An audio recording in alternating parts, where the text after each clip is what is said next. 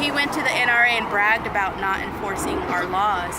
And while he spent the last year or so demonizing immigrants, agreeing with the Muslim ban, this maniac who shot 600 people at Mandalay Bay was silently creating this arsenal of weapons. That's who needed to be watched. That's who the rest of us need sanctuary from, is people who have unlimited access to high-powered weapons of war, endless supply of bullets, and the means to sit up in a hotel room and shoot 600 people who are enjoying a concert.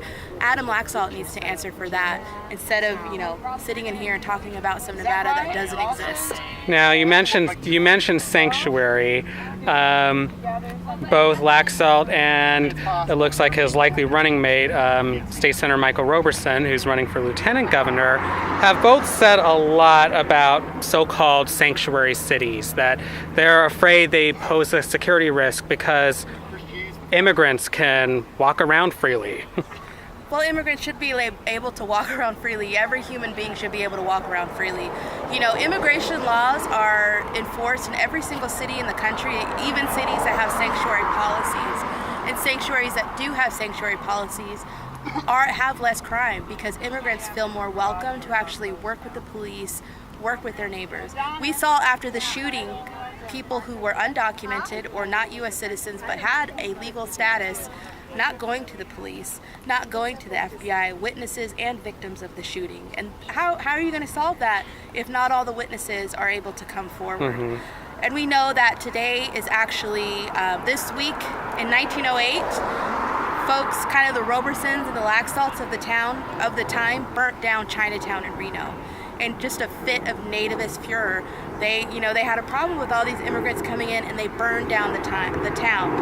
And it seems like, a month after the Vegas shooting, a month after just a month of Nevadans coming together, helping people out, all of this selflessness, it's like Roberson and Laxalt bring us right back to a time when we are willing to burn down a city just to maintain a level of white supremacy.